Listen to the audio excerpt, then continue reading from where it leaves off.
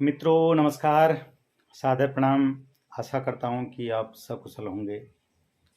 मित्रों, आज वीडियो के माध्यम से आप लोगों के सामने उपस्थित हूँ और मुख्य प्रयोजन यह है कि आपके द्वारा बारंबार पूछा जा रहा था कि माननीय सर्वोच्च न्यायालय में हमारे केस की प्रगति रिपोर्ट क्या है।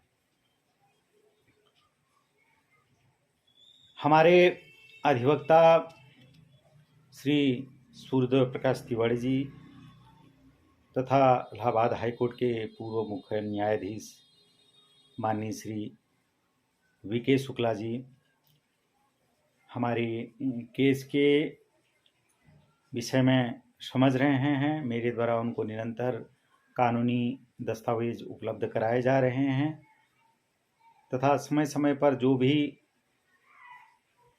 दस्तावेज कानूनी पेपर वगैरह जो भी आए उनके विषय में प्रतिदिन उनसे संपर्क कर रहा हूँ, समझाया जा रहा है और आगे की रूपरेखा तैयार की जा रही है। दूसरी बात,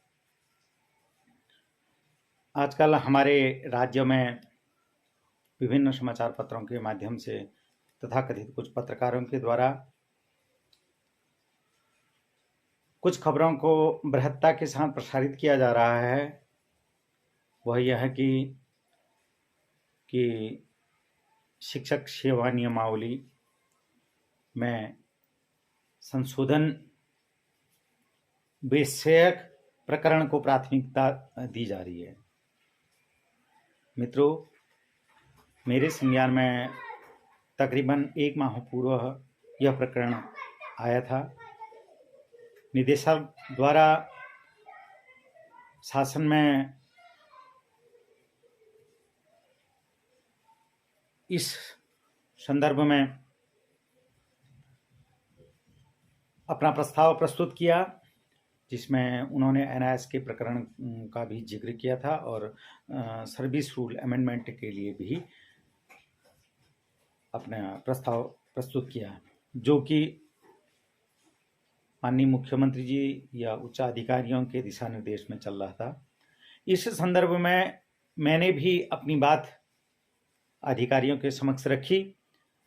मैंने उनको अवगत कराया कि आपके द्वारा माननीय सर्वोच्च न्यायालय में हमारे विरुद्ध वाद प्रस्तुत किया गया है, अर्थात 14 सितंबर के हमारे आदेश को आपने चुनौती माननीय सर्वोच्च न्यायालय में एसएलपी दायर करके किए है, तो आप वर्तमान में सर्विस रूल अमेंडमेंट कैसे कर सकते हैं।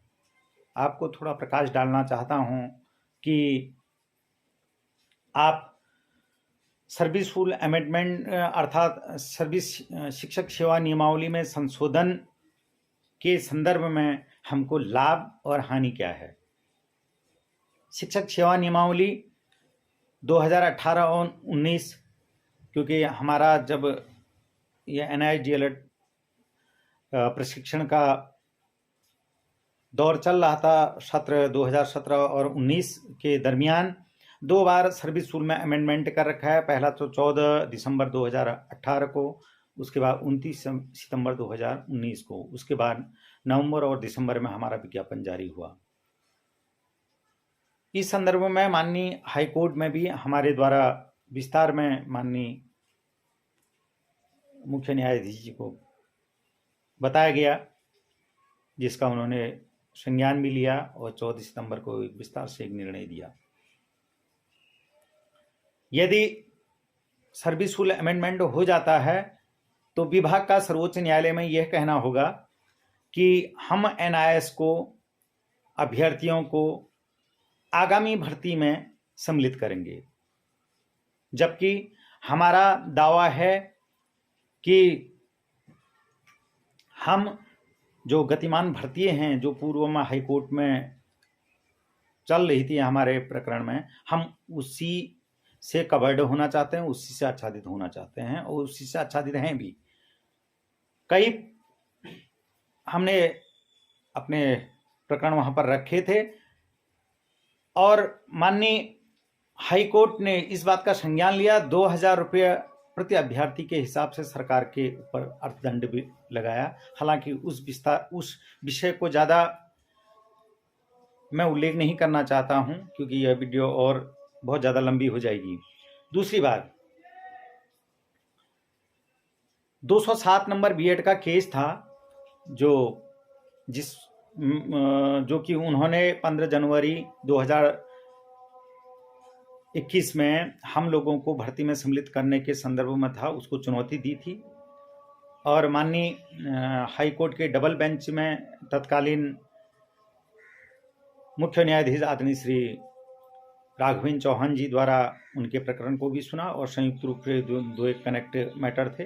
तो उन्होंने उनके केस को यह कहते हुए खारिज कर दिया कि आपने एनआईएस डीएलएड के 15 जनवरी के पत्र को चुनौती दी थी, वह 20 फरवरी को यदि रद्द हो चुका है तो अब तुम्हारे केस का कोई औचित्य नहीं है, तुम्हारे केस को अब खारिज कर दिया जाता है।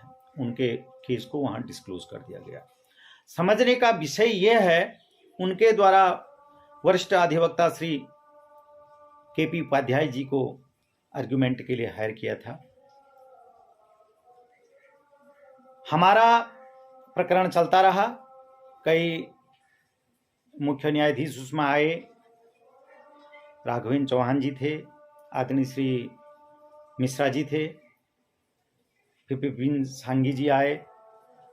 जब 207 केस नंबर बीएड का खारिज हो चुका है तो उनके अधिवक्ता का भी आर्गुमेंट का कोई औचित्य नहीं रह जाता है, अर्थात उनका अधिवक्ता उसमें पैरवी के लिए उपस्थित भी नहीं हो सकता, क्योंकि केस ही खारिज हो चुका है। पर विडंबना ये देखिए कि उनको सरकार द्वारा पुनः हायर किया गया बहस के लिए, और उन्होंने पुरजोर कोशिश की। हालांकि व्यक्तिगत मुझ पर भी आक्षेप लगे, मेरे दस्तावेज से लेकर के, मेरे कई प्रकरणों को लेकर के, लेकिन माननीय मुख्य न्यायाधीश जी ने उसको समझा और न्यायोचित जो निर्णय होता था वो दिया। विषय यह है कि जब बीएड के अधिवक्ता, बीएड का केस ही खारिज हो चुका था, तो बीएड के अधिवक्ता का बहस करने का कोई औचित्य नहीं था। एक सोची समझी रणनीति थी हमारे खिलाफ, जो कि उन्होंने की, वो उसमें सफल नहीं हो पाए। आप चाहें तो 14 सितंबर के हमारे आदेश में आप रिस्पोंडेंटों के वकीलों की लिस्ट में देखेंगे, उसमें माननीय श्री केपी उपाध्याय जी का नाम उल्लिखित है। उनको विभाग द्वारा, सरकार द्वारा बहस के लिए आमंत्रित किया गया। यही स्थिति पुनः सुप्रीम कोर्ट में होने की प्रबल संभावनाएं मुझे प्रतीत हो रही हैं। दूसरी बात, आज सरकार द्वारा समाचार पत्रों के माध्यम से कहा जा रहा है कि हम अर्जेंसी इसमें दायर करेंगे। बहुत अच्छी बात है। एनआईएस डीएलएड संगठन पूर्ण रूपेण इस बात का समर्थन करता है कि शिक्षक भर्ती पर रोक कदापि होनहार बच्चों के लिए, उनके भविष्य के लिए कदापि अच्छा नहीं है। फंडामेंटल राइट के तहत आप किसी भी बच्चे को शिक्षक विहीन, अर्थात गुणवत्ता विहीन शिक्षा प्रदान कर रहे हैं, तो जो न्यायोचित नहीं है। पर अर्जेंसी की जो फाइल है, अर्जेंसी की जो एप्लीकेशन है, वह विभाग द्वारा सर्वोच्च न्यायालय के जो एओआर है श्री अभिषेक अत्री जी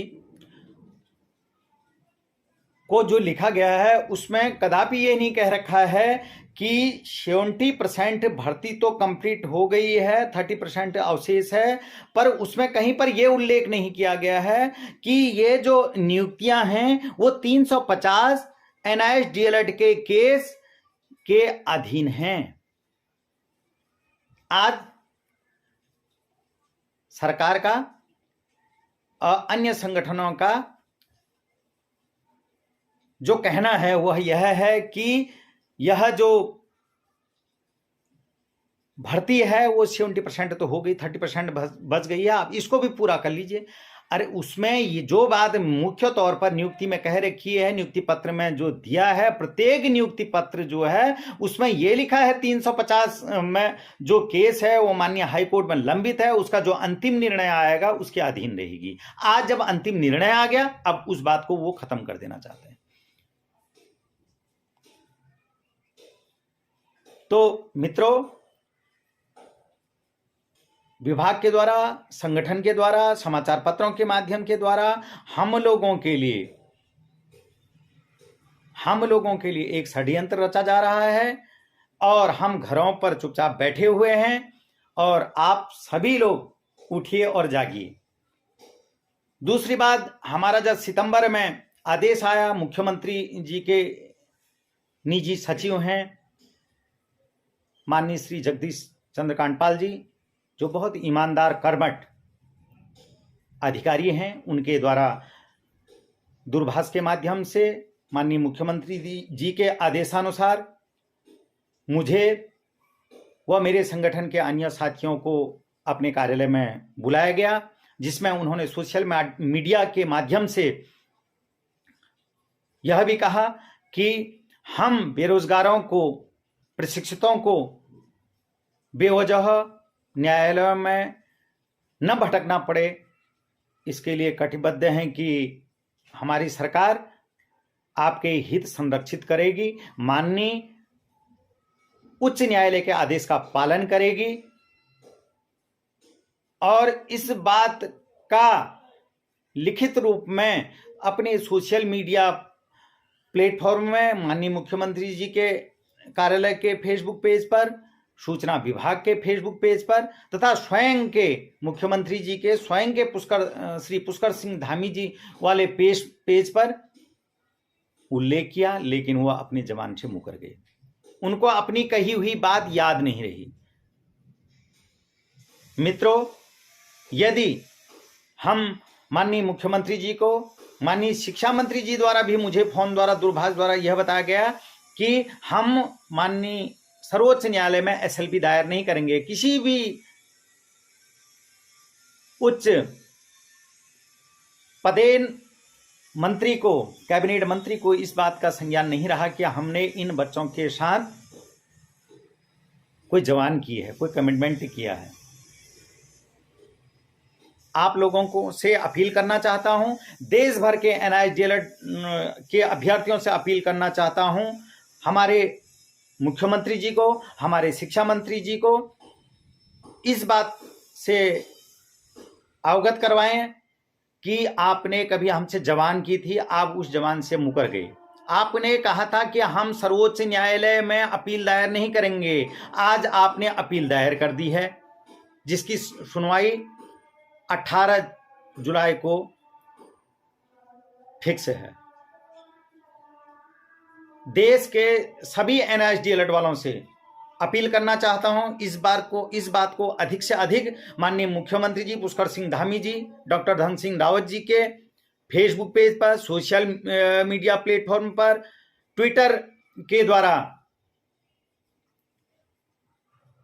मैसेज अधिक से अधिक दें कि भाई एनआईएस डीएलएड के साथ आप जो शोषण कर रहे हैं वो कदापि न्यायोचित नहीं है। और आप सभी लोग से, विशेषकर उत्तराखंड के एनआईएस डीएलएड वालों से अनुरोध करना चाहता हूं, घर से निकलिए, बाहर आइए। यदि हम इस समय सो गए